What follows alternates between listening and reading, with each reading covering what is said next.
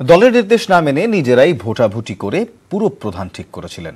নেতৃত্বের রোষে পড়ে শেষ পর্যন্ত কালনা পুরসভার 17 জন কাউন্সিলরকেই মুচলেখা দিতে হলো।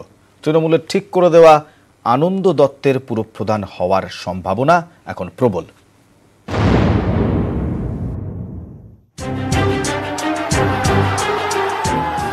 মার্চ বোর্ড গঠনের কথা ছিল কালনায়। আনন্দ দত্তকে চেয়ারম্যান ও তপন পোড়েলকে ভাইস চেয়ারম্যান মনোনীত করেছিল দল, কিন্তু দলের মনোনীত চেয়ারম্যান পছন্দ নয়। আত্মহত্যার হুমকি দেন এক কাউন্সিলর। এসডিও অফিস থেকে ঝাঁপ দেওয়ার চেষ্টাও করেন খোদ মন্ত্রী স্বপন দেবনাথের সামনে।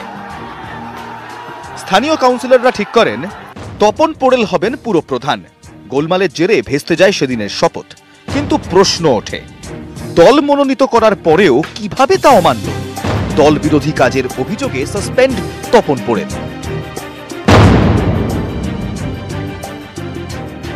কালনার জট কাটাতে কলকাতায় তলব করা হয় কাউন্সিলরদের। সোমবার নেতাজি ইন্ডোর স্টেডিয়ামে বৈঠকে বসেন তৃণমূল নেতৃত্ব। 2.5 ঘন্টার ম্যারাথন বৈঠক শেষে নেতৃত্বের সিদ্ধান্ত মেনে নেন কাউন্সিলররা।